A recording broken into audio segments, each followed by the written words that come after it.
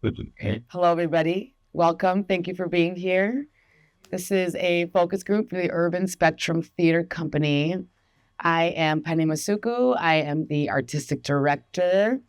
Our founder will be here soon, Judy Cooper-Lyle. She'll be here shortly. If we just want to go around the room real quick, whoever has the mic, if you just want to introduce yourself, tell us your name, what you do, and what you do for fun. My name is Dan. I'm a bar manager at Mackenzie's Pub downtown, and I enjoy our dogs. My name is Mary Harris. I am an award-winning singer-songwriter. I'm an actress on stage and screen. I'm an amazing voice coach, and I'm a lover of life. I'm thrilled to be here. And what I do for fun is wake up every morning. Yes. That's it. And have a beautiful time living life. Love it. Thanks. Love it. Thank you, Mary. Yes. All right, I'm Alex Seitz. I'm a media producer, so a little bit of video, some animation, some other stuff, and I'm a dog owner. And I see a lot of live music for fun, so that's about it. Nice.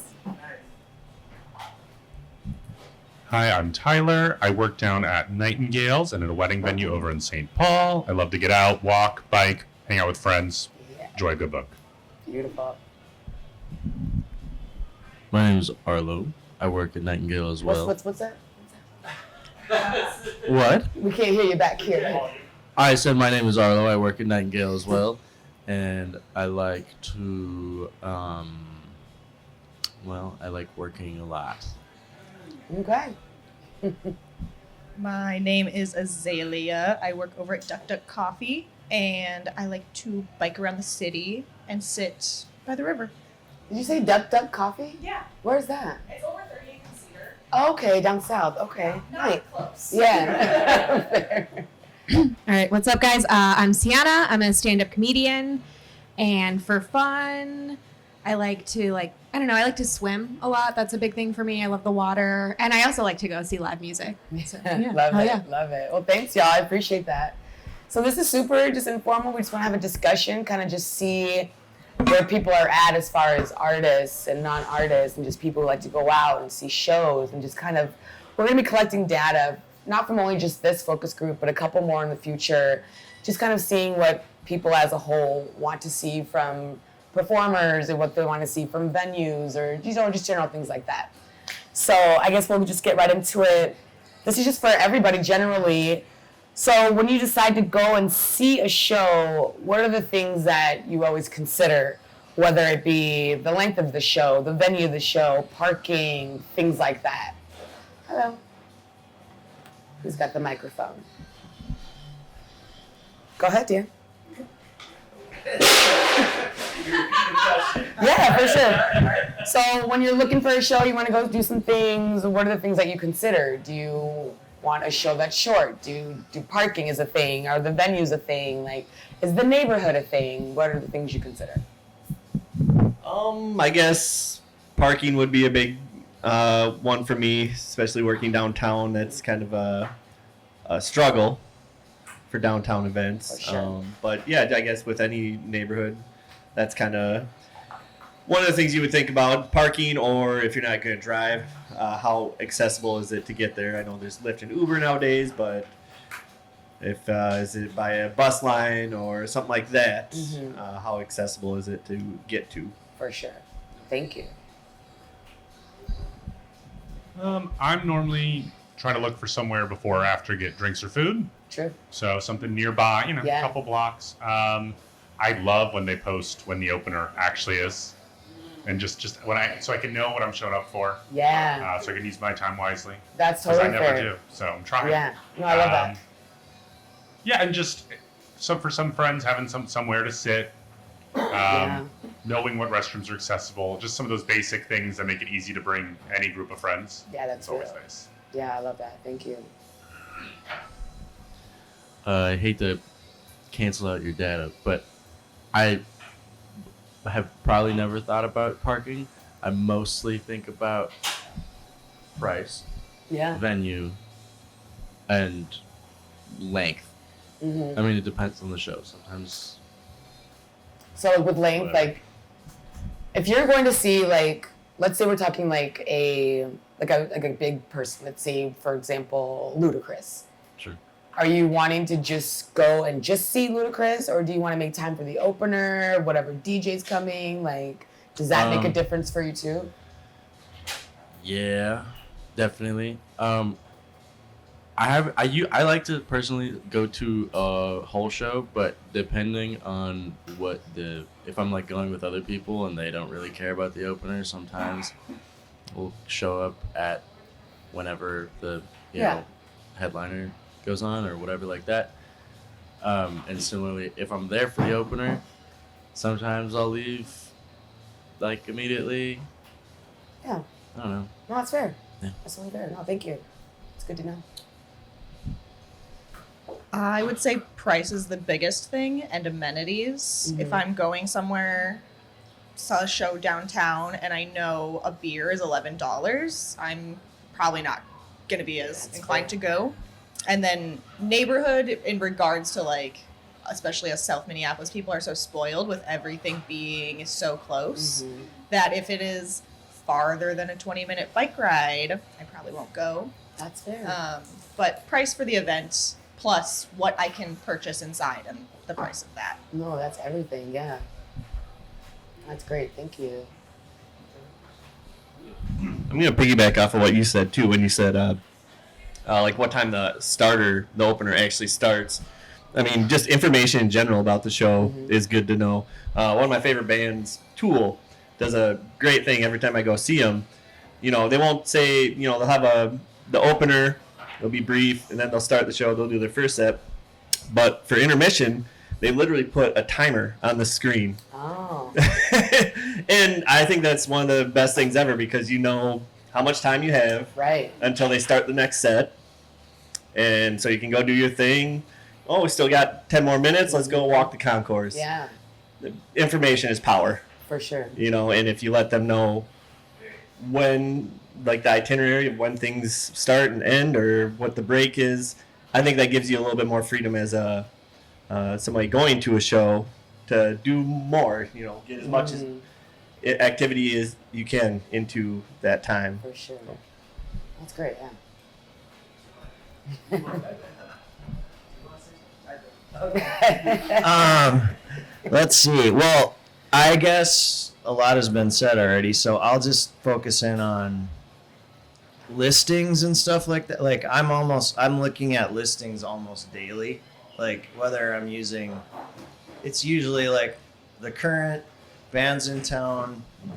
What's the other one? Songkick. Songkick, yeah. I don't use that much, but that's another one. Or just like the Stribs picks. And I mean, I know I know a lot of the headliners, but I don't always know, you know, who's coming before. And I feel like that whole landscape has changed a lot, especially since COVID. Like the machine isn't back. Yeah. Like to promote and tell you what's there. And like it used to be every one of these listings had a link, if you didn't know the opening band, a link to a video with the song. So anyway, yeah, I probably do more research than is reasonable for most people. I'm kind of digging in, but I would just say that that's a big thing, and I think it's not quite back to where it was yet, so that makes it tricky. That's for sure. That's true. Anybody else? We can move on. Yeah. Okay, cool. No, I appreciate all of that. Well, and then my next question, we kind of just did talk about what deters you from going to a show. So like we said, pricing, parking, you know, the prices of beers and things like that. So we got answers there. So for the artists in the room, what would you say, what methods work best for you when it comes to just marketing yourself?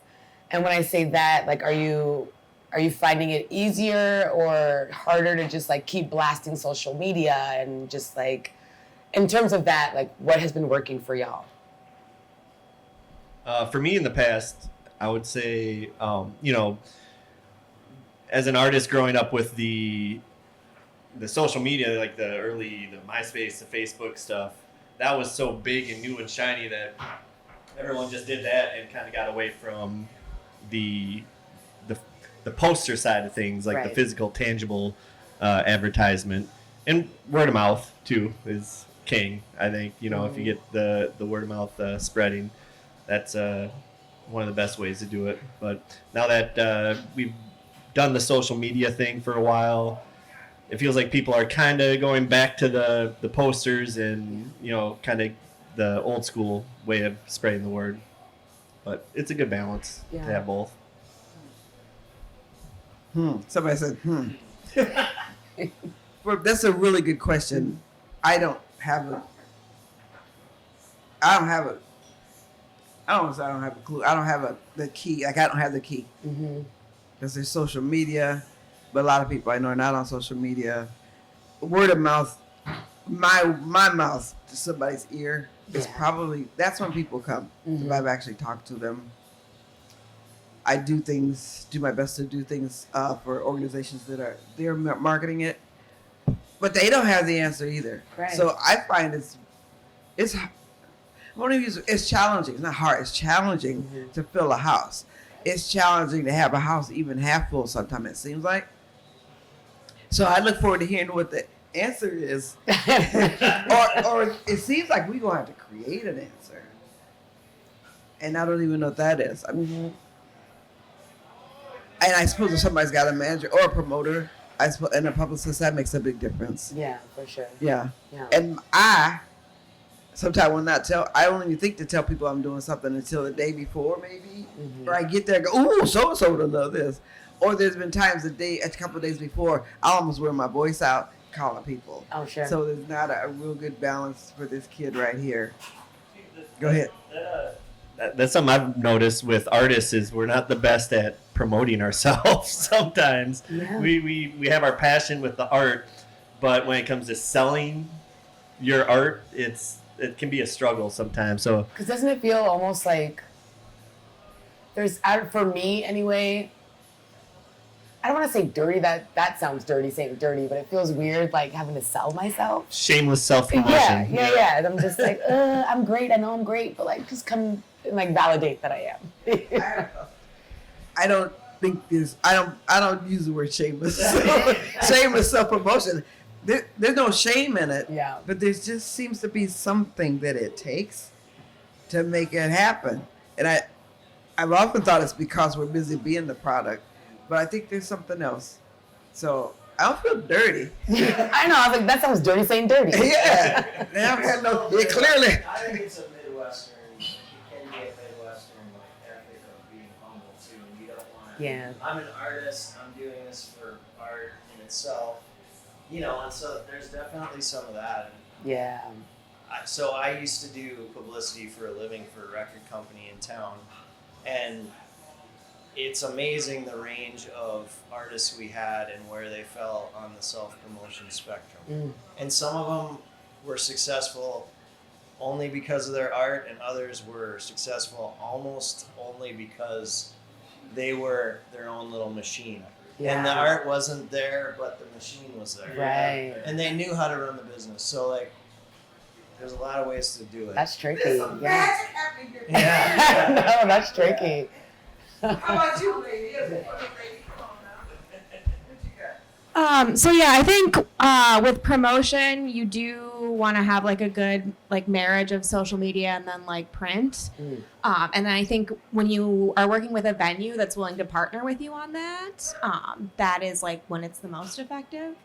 Because ultimately, like if you're gonna do a show or you're like doing something for like live performance and you are doing it at a venue where they're not going to prioritize that, like that's really setting you up for failure. Because I mean, especially as like an up and coming person, a lot of your audience is going to be people who frequent that venue, and that's like a good opportunity to like present yourself to new people and be discovered. But also social media, I think, is the biggest part of it. Like in comedy especially, the people who are doing the best are the people who figure out how to like manage that. And then I think with like trying to not feel like it's just all shameless promotion, a big piece of that is like trying to post things that are like genuine about you, like in the mix of that. Oh, so yeah. it's not like every time somebody sees you post, it's like a promotion. Like sometimes it's like, like this is like what I'm working on. Like it's a, but yeah, I'm definitely not killing it on that side either.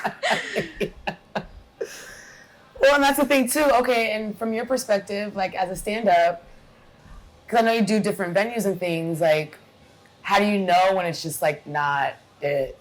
Like, have you had situations where you're just like, maybe I'm not coming back? Yeah, I mean, yeah, you can kind of tell. It's the same with like interpersonal relationships. Like when you're like, you know, you're trying to like work something out with like your friend group, and you can tell that people like don't fuck with you. Like that's, you know, like you got to feel it out. And especially like as creatives, I feel like we do have really strong instincts, and a big part of like doing that is it's an act of self-expression. So it's like if something doesn't vibe with you, then it's better not to force it. That's real.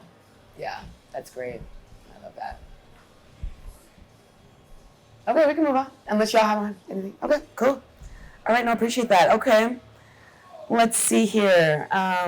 Okay, so kind of back to the first question I asked, like what is the deciding factor? Let's say you've gone through all the lists of things, you're researching all these shows.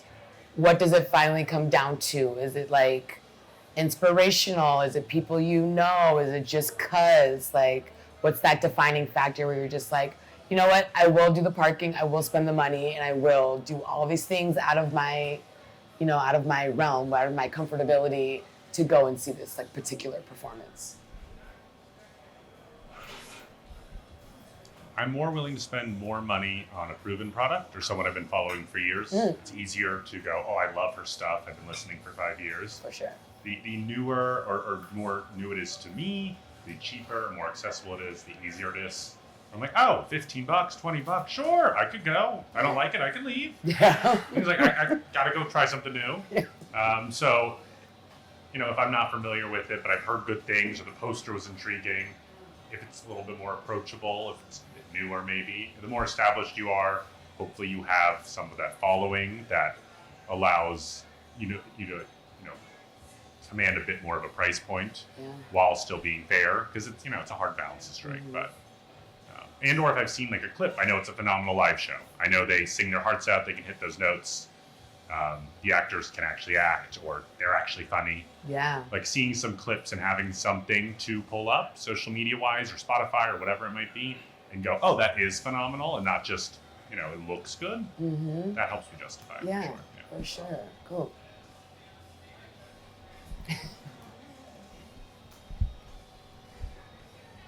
Yeah, I would agree with that though. Once if it's a proven product, you'll know you can invest your money, your time. But if it's unclear, you just is it the gamble worth it? I don't know. I'm tired tonight, so I'm gonna stay in. Yeah. You know? Yeah. I don't gamble much, really, but because I really do go see people I know at a venue I know. I probably pop in the Nightingale Yeah. after being there and being with y'all. Beautiful place to be. It's always great to get complimentary tickets. That's always fun. Yeah. That's fun. What else? Yeah, I think that's mainly. I do. I tell you, especially if it's a spot where there's house music. Yeah. I will only go if I know the DJs. Okay. Because I know because I sing house music. Right. It's like I know what I want to hear. I know who could throw down. I know who's gonna make me shake my ass. Yeah. Yeah. Yeah. You said something interesting because you said if you know the venue too, and that's so true, because if I don't know the artist, but I know the venue and I have that familiarity there, yeah, I'll go check it out because I know the bartenders, or I know the staff, I know the regulars that are around there. So if it's a really bad performance, well, at least I'm around people I know, and That's real. You know, it doesn't have to be just the artist. That's fair. Okay. Cool. I like it. I was going to say something too. Tyler, you had mentioned, what did you say? Can you give me a snippet of what you said again? Like a proven product Yeah. With the clips. With the clips that you watch. So with social media being just like everybody's thing right now, are we all kind of in the same boat? Like if we're going to a show, we go to their Instagram page and see like what they're doing, and like YouTube, or just like kind of catch up if we haven't seen or heard about them in a minute. Like, Are we all kind of just like running to social media to just like remember or just, just I mean, okay. I think if I'm spending a certain amount of money, Fair. I probably already do know them and have seen the clips, Mm-hmm. or that's what got me into them. Just a bunch of, especially comedy in particular, a bunch of the crowd work, because then they Right. don't have to burn material. And I'm familiar. I know they're going to make me laugh a little bit. Mm-hmm. And sometimes friends invite you to a thing because they're like, "Oh, it's a $20 ticket. What do you have to lose? I know you're not doing nothing. Come out." Right. And then you can look it up and you can get familiar with it. Mm-hmm. So it's nice to have some sort of an entry point. Yeah. I don't need it, but it is nice, especially if I'd never heard of the act before, Right. to just be able to pull up anything to reference. Because Uh-huh. sometimes you you hit play and you go, "Oh, that's not for me," Right. and that's okay. True. I will not be attending. Yeah. Yeah. Well, and I asked because I'm one of those. Like, we just went and saw Macy Gray on Sunday. It was Sunday. She was amazing. But I was just like, oh man, I think it's been a long time, let me run back and just like see if I've missed anything. And then she was doing a bunch of covers and things. So I felt like I needed to just like brush up on like the artists and like what they're doing and things like that. So I don't know if people are just like at, open mics or just at plays or whatever show you're going to see. Are you kind of catching up and like looking and brushing yourself up on these people? Yeah, I had that exact same thought about that show. Like when it's an artist who's proven you haven't seen in a long time, Yeah. then I'm like, what has she been up to lately? Yeah. Because we've all been burned. Or, like you go see somebody and Yeah. they're just falling out of the, It's been a long time. the broom closet. Mhm. Yeah, exactly. But yeah, I mean, everything you guys are saying, like, it's okay. Is it someone you know? Are they proven? Is it a proven venue? And if you can know a little bit about the artists, if you know the people who book the venue, or the venue normally does music a certain way, like the Armory, I think has been better for big shows that I Yeah. wouldn't normally go to, but the sound is so cool and Mhm. the venue's so cool. So yeah, it seems like it's a kind of a several factor. And then if I see like more exploratory, I'll go see stuff I'm not sure about, but I need a little something. Yeah. And I definitely want to see stuff I haven't seen before. So I'll do that as much as I can. Like, oh, I haven't seen this, here's an Afrobeats show. I love the way that sounds. I don't know the genre that well, Yeah. but I'll check it out. And even if not all of it's great, I've learned something, but yeah, anyway. That's great. Thank you. I have a thought. It's not about necessarily what has me go, but it's about not going. Mm-hmm. And I think it's kind of age related, I think too. But I don't have FOMO, so I don't. I ain't worried about. There's so much stuff going on today. Uh-huh. And Rondo and the Powderhorn. I love Powder. There's a lot of places I won't be today, but I don't feel like poor me or Yeah. anything like that. Like I knew I wanted to be here, so thank you. Mhm. Wanted to be here, and I go back home. I have work to do, but it's interesting. You couldn't have ever told me that I'd be that way. Yeah. Because I'm somebody used to be. I might have 5 places to go in a day, and they were usually on other sides of town in different cities. Yeah. Have it happen, make it happen, have fun having it happen, and now, not so much. Yeah. Yeah, not so much. Well, and that's funny you say that too, because, like you said, I think with age too, I'll be 38 here soon, and it's just thank you. And just as the years go, you just like your fast life slows down. The nightlife isn't so much there anymore, and you just get kind of choosy with what you want to go and do. Because I used to be that, like, I have to be 6 places at once. Like, I'll give you 10 minutes, I'll give you 45 minutes, I'll give you an hour, But now I'm just tired. Just tired. So one good show, I'm just like, that was great for the week. We're good for the month. The social calendar is filled. We're good. The cup is full. But, like, do any of you feel like you have to see a certain amount of shows or be outside for a certain amount of time in order to fill that social cup?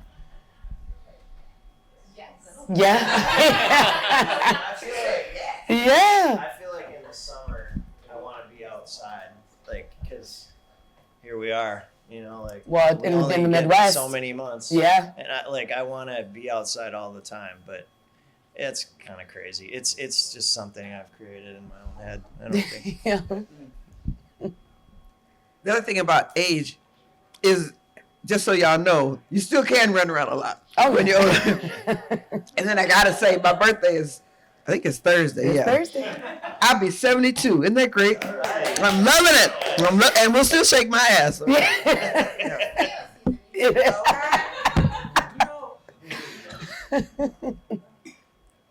What were we saying? Yeah.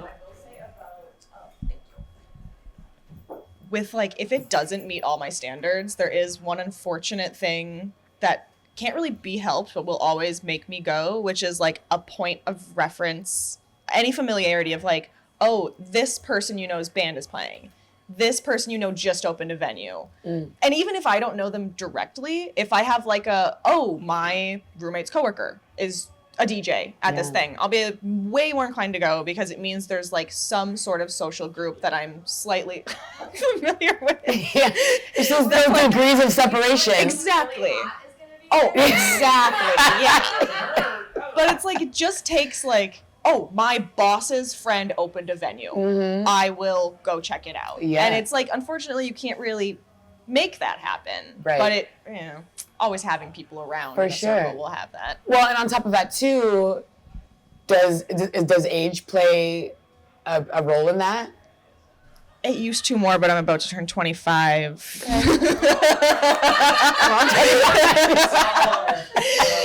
I would usually only go to young things, but I have been integrating with the olds recently. I'm not the olds. That's this half of the room. They're great. They're great. I love them. No, they kicked me out of the zoo. So like, I would say okay, yes. yeah. So age is not a factor. Like, you would you'd be open to go and seeing, like a senior citizens 85 plus band. Absolutely. I actually am straying more away from like, there are a lot of events I know now that I've been to and different venues I go to now that actually are a little too young. Yeah. And I've actually had to go from those. So I don't think aging up would keep me away from a spot. Yeah. That's another thing too. I mean, because I stay away from the North Loop because I can't deal. Yeah, and no shade to anybody who lives in the North Loop or like hangs out in the North Loop, but it's just okay. When everybody in the same group has the same khakis on, I'm just like, it's time to go. They're definitely. Yes, I'll give it to Berlin. Yep. There definitely is a difference between a 21 up show and an 18 up show. Yeah. For sure. Just those 3 years. Yeah, no, definitely. No, I love that. No, thank you. That's everything. Okay, real quick, too, for the artists in the room, when it comes to venues, like, what's the steez? Are we having issues, like, finding venues on our own? Is it a lot of, like, costly things? Like, how are we getting by finding venues without paying, like, an arm and a leg? Is it, like, who you know? Is it kind of like a negotiation thing? Because we've had some serious issues just financially. I mean, I know everybody is trying to get their dollar in because that's just how the world works, but especially with community theater, it's been hard, and we're nonprofits, so our budgets aren't always that big or even just inviting, but we've had some serious issues just like finding venues and then securing venues and then just even people calling us back. So, like, what obstacles have y'all run into? Yeah, you want to give her the mic? Yeah, so, like, that's really hard because, like, I mean, obviously, like, from our perspective, like, this is, like, our passion and our business. And then from the venue's perspective, like, that's their business as well. So it's hard to get, like, on an even partnership. But I think, in my experience, the best way to find, like, a venue that's actually going to, like, work with you and, like, likes what you do is to really, like, try to network at events that are, like, for your craft. Mm-hmm. Like, it sucks to go out, especially when, it's just, like, whatever. Like, I just have that to, shameless promotion again. Yeah, but you do, like, if you're, like, going out and you're, like, meeting with people or, like, even, like, honestly going back to, like, posting on social media, like, if you're connecting with people and they follow you and you're, like, always posting, that means that they're, like, thinking about you that day. Right. So, like, when an opportunity, like, comes up that, like, maybe fits you, like, you're going to be, like, at the top of their mind. Right. And that is what it all boils. Like, every, like, actually, like, thing that I've, like, lucked into or that, like, has been is kind of just been a matter of that. Yeah. Which is Yeah, because it's like ultimately like a little bit like dating. Like you want to find somebody who like fucks with you. Yeah. You know, like, not that you're like trying to like sell yourself. Right, because you want to keep that ongoing relationship going Yeah. too. Yeah. Okay. Yeah, it's really, really hard, especially when you're broke. You know, because then you're just like, well, how do we work together here? How can we negotiate? Most times you can't. Like, if you can find a venue that they're like doing okay too, and like the service is good, where they know they're gonna make money, like selling drinks or like doing Yeah. what they do, and then you just have to provide like the entertainment or like like what is going on. Like Right. that's the best, and like that's like huge. in comedy, like that's like the door deal relationship Yeah. where like they know what they offer and they like know what you offer, and they're Right. like, we're gonna make our money this way, and we're willing to like give you this. Yeah, So- no, that's huge because a lot of people want like $1,500 deposit just in case Yeah. you can't sell the food or the bar sales. So for sure. that's everything. I think availability is a lot different nowadays for venues. I moved here in 2017, mainly because I love the music scene here at the local level, especially. We have large acts touring through all the time, but the local musicians are one of my favorite things about the city. But then COVID happened, and I feel like we lost a lot of our smaller venues. Yeah. Nowadays, we have a lot of large venues Yeah. in the city, which is great for the touring acts. But as for the availability for smaller venues for ambitious musicians to get into, it feels like it's a little bit more limited. So it feels like it's harder to get into, Right. or Yeah. it kind of becomes a challenge there. Or Yeah. like First Avenue books and like there's consolidation, Right. which makes the booking scene a lot different than it used to be. Mm-hmm. Like you can't just call the Triple Rock anymore and jump in there, or the 400 bar. Or, Yeah. And First Avenue does a great service for what they do, but it's one entity. So that's like kind of tricky Yeah. situation. And I don't know. I can't speak for like comedy and things like that. And but it's a way different. The landscape has changed a lot on that front for sure. So. Yeah. No, that's totally fair. Okay. Hi, Judy. Would you like to join me? Okay. We've had some good discussions. We just kind of went through and introduced ourselves and got some good perspectives on just what we're doing as far as like getting venues and creating relationships and kind of what deters you from going to shows and what's the deciding factor on, spending the money and paying for the parking and all things like that. Judy Cooper Lyle, everyone, founder of the Urban Spectrum Theater Company. We, as the company, will be 51 this year, so yes. So we were just talking within the artists here about just what the obstacles are about finding venues. And Sienna over here was telling us about, creating relationships with the venues and things like that. And then Dan just mentioned things have changed, especially since COVID. A lot of the smaller venues are no longer, it's harder just to find, to even build those relationships with the smaller venues just because, COVID kind of did a number to the world. And so, yeah, it's been kind of a rocky road just finding venues and then securing the venues and then, securing relationships. I know people are busy, but here I am again, like, why won't you call us back? So it's been frustrating. Just call back and say no. And that's really what it comes down to, and then we were mentioning too, a lot of these places are asking for hefty deposits, and that comes with them not being so sure if they can sell the food and the drinks while we're in the space.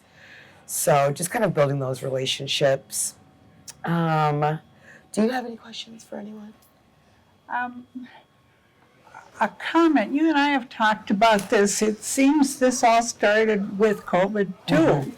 Our theater company has traditionally done stage plays, and we ventured a little bit into filming and doing online productions.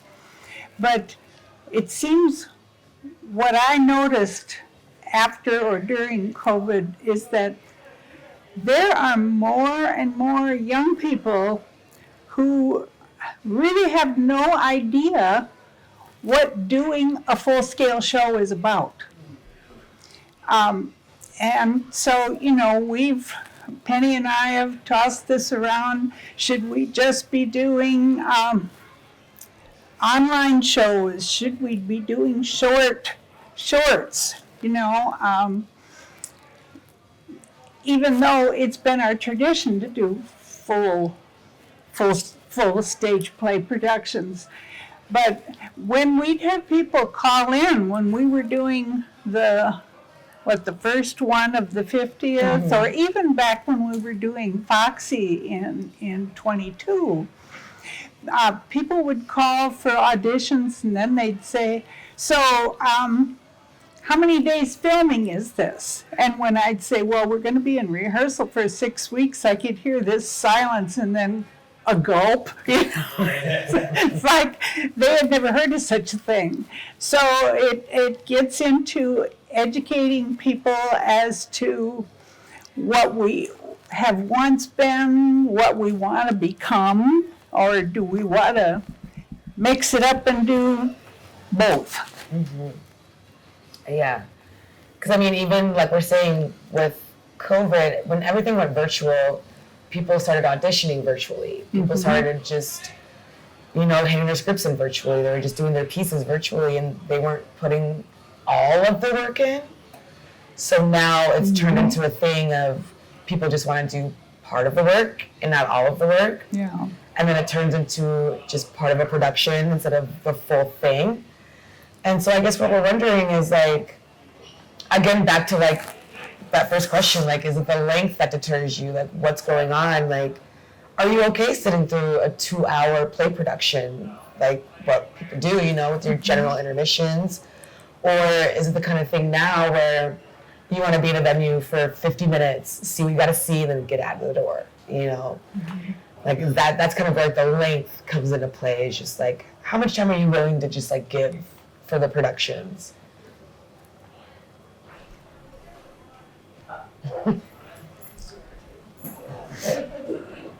I do think it'd be nice to have more options that are a little more abbreviated. I think people are really learning how to get back to being in public and at venues and events.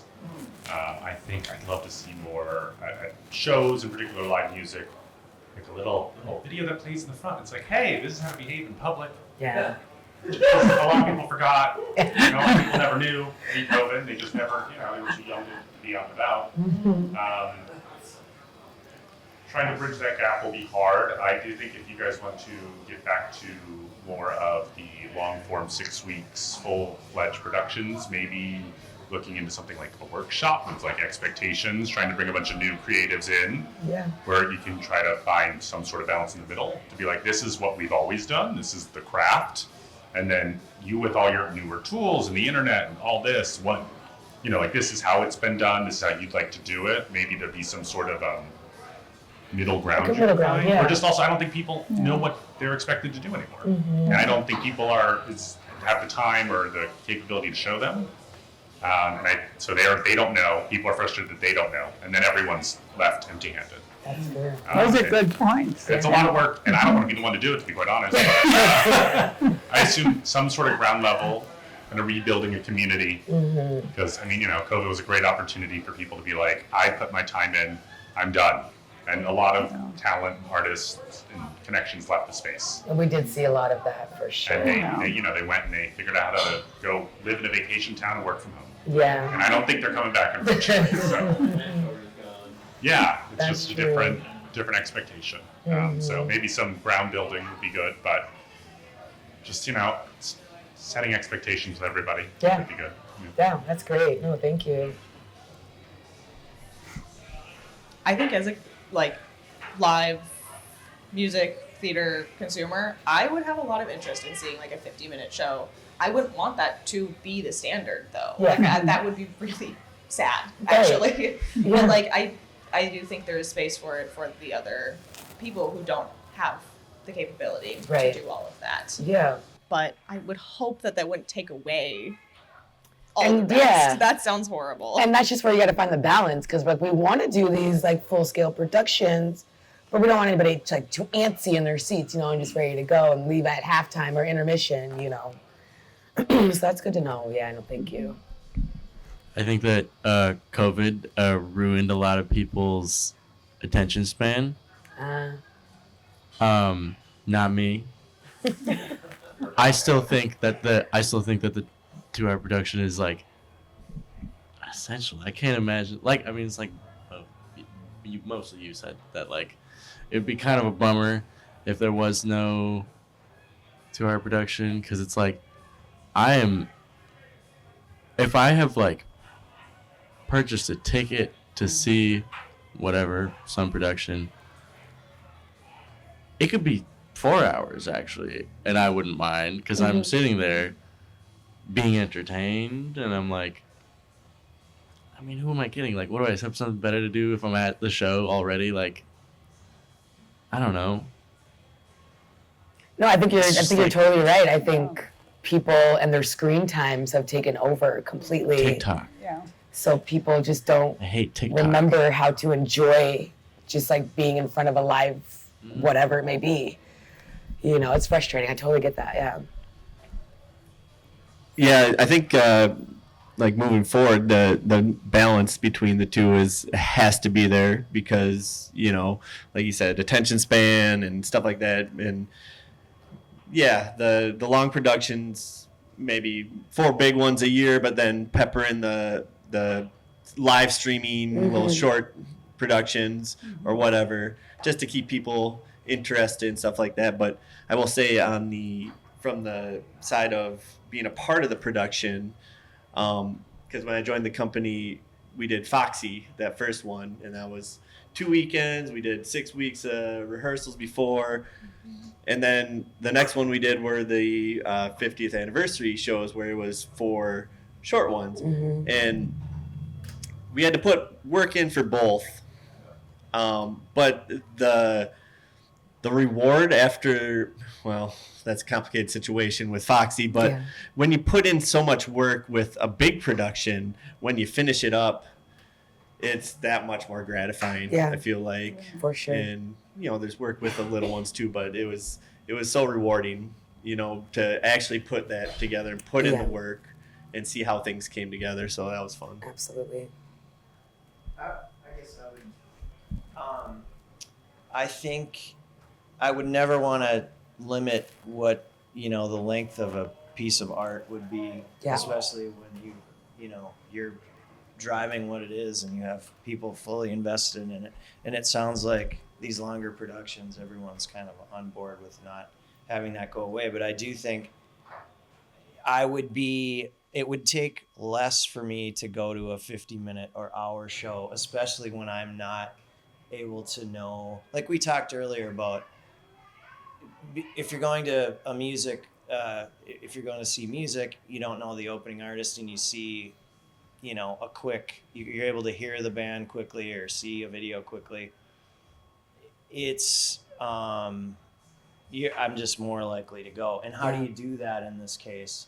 I suppose one idea would be, if you can get 30 seconds of rehearsal, that's a great trailer or something. Like, Yeah. that would be Oh, great yeah. to post. For sure. But that's kind of where people are right now, I think. And I think there's a lot of people that would just be a lot more likely to go if the time investment wasn't quite the same, at least to Sure. hook them. Yeah. I'm more talking about hooking people, I guess. But Yeah.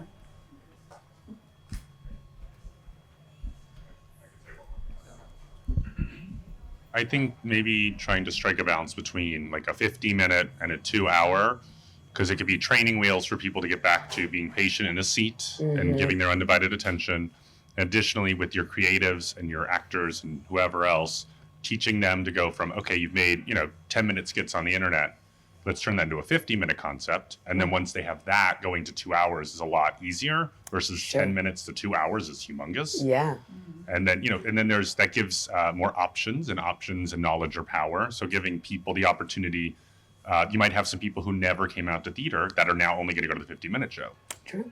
And then you might have some people go, oh, I really love this. I could go sit for the 2-hour show. So maybe having parallel options over, the same theme, something, like we're doing 2 mysteries or something. And like, if you like the short bite, we have the bigger bite available as well. I like that. There could be, that's more work on your end, but it could, you just need to get people going, people saying, I'm going to the theater this weekend. And like, having a friend who's going makes it so much easier. So if you have momentum. Yeah, and I think with things like that too, I think it's just a constant evolution of just like, what else can we do to get ahead? So you constantly just like doing the extra step, just to like make sure everybody's seeing what you're doing. So that makes a lot of sense for sure. Well, and a big part of what we've always done for the past 50 years is it's part education regarding historical events, and it's getting people in who have no experience and matching them up with more experienced performers. So that's what makes us unique. Mm-hmm. Definitely. So yeah, we're just trying to get a good feel and just like where the public is at, artists, non-artists, just what we can do to just kind of elevate ourselves a little bit, because everybody could use a little elevation, when it just comes to promoting yourself. We were talking about that earlier too, just it feels kind of weird, it's like shamelessly promoting yourself, but you kind of have to in situations like this. So no, it was really nice to just hear everybody's perspectives and things, and I thank you so much. Do you have any more questions you want to? I can't think of any right now. Okay. Again, thank you. Yes. Thank you. We had a lot of really good information today. I'm so grateful. Yeah. Oh, 2 more things. One thing is, just maybe let's take the word shameless out. Yeah, I'm okay with that. Yeah, like I'm starving us. We're not gonna starve. We're not gonna starve, right? Yeah. So there's things that I drop out of my vocabulary. But I do want to say I'm glad that you never had us play for the door, Judy. I mean, I put it this way: I don't play for the door. Yeah. It's just not empowering, especially given that I'm not a big draw. I mean, I'm a draw, but I'm not going to do the drawing. I'm not the one doing the promotion. Yeah. So I'm really glad. I appreciate that you say this is what you're going to get, up front. Yeah. And I think that makes a big difference. And who knows? Maybe. I suppose for a newer venue or people that's just getting started, maybe playing for the door is what you got to do. But I'm glad I don't have, y'all need to get some more doors or something. That's it. Yeah, I'm done.